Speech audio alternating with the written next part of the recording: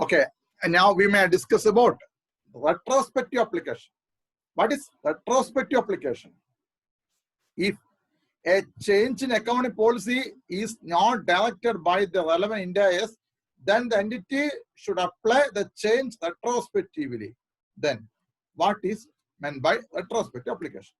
When a change in accounting policies is applied retrospectively, the entity shall adjust the opening balance of each affected component of equity for the earliest prior period presented, another comparative amount disclosed for each prior period presented, as if new accounting policy had always been applied. That means if a change in accounting policy, if a change in accounting policy was from 2014 to 2019, if an entity has decided to change an accounting policy in the financial year 2019-2020. Now, first of all, it may recalculate the effect from the changes in accounting policy from 2014 to 2018-2019. Then it should redraft the opening balance sheet of 2019-2020, and the entity should adjust the details in the opening balance sheet. The entity should make adjustments in the relevant amounts. The entity should redraft each and every element of the balance sheet which is affected by the changes in accounting policy. The entity should redraft the opening balance sheet, and entity should adjust the effective changes in accounting policy in the opening balance sheet. That type of correction is known as retrospective application. Okay. Then, when it is impractical to apply retrospective application, then it shall adjust the comparative information to apply the new accounting policy prospectively from earliest date practicable. If retrospective application is not possible, then the entity can adjust prospectively. Then the entity can adjust prospectively. If retrospective application is impractical, then the entity can adopt prospective application.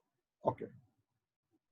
Then another type of change, that is changes in accounting estimates as a result of the uncertainties inherent in business activities. Many items in financial statements cannot be measured with precision, but can only be estimated. Estimation involves judgments based on the latest available reliable information. For example, estimates may be required of bad debt. Likewise, estimates may be required of inventory. Then, fair value of financial assets or financial liability. There will be changes in the fair value of financial asset or financial liability.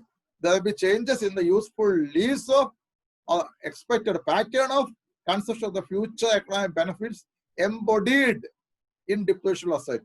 There will be changes in the warranty obligations estimations.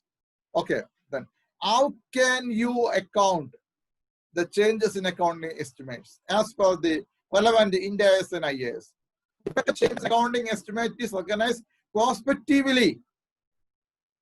If a change is occurred in accounting policy, you have to change the accounting policy retrospectively. But if a change is occurred in the accounting estimates, then you have to recognize the change prospectively in profit or loss or statement of changes in equity or balance sheet.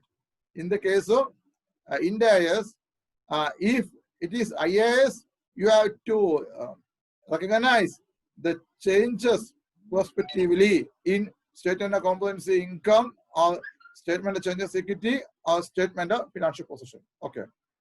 Then errors.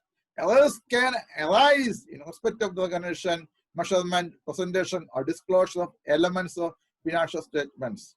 What are the elements of financial statements? There is a clear-cut definition about elements of financial statements in the conceptual framework of Ind AS and IAS. Okay. Then, how can you account that? How can you account? How can you correct the errors? That is the correct word. How can you correct the errors? Entity shall correct material prior period errors retrospectively in the first set of financial statements provided for issue after the discovery by. That means you can correct the errors like the accounting treatment or changes in accounting policy. To such a extent, the accounting treatment or changes in accounting policy and accounting treatment or correction errors is alike. Similar accounting treatment. Entities shall correct material prior period errors retrospectively in the first set of financial statements approved for issue after the discovery by restating the comparative amounts for the prior periods presented in such error occurred, or if the error occurred before the earliest prior period presented, restating the opening balance asset, liability, and equity for the earliest prior period presented. If the retrospective application is impossible, then prospective application is accepted. But it is impractical to determine the cumulative effect at the beginning of the current period of an error on all prior periods. The entity shall restate the comparative information to correct the error prospectively from the earliest date practicable. Okay, thank you.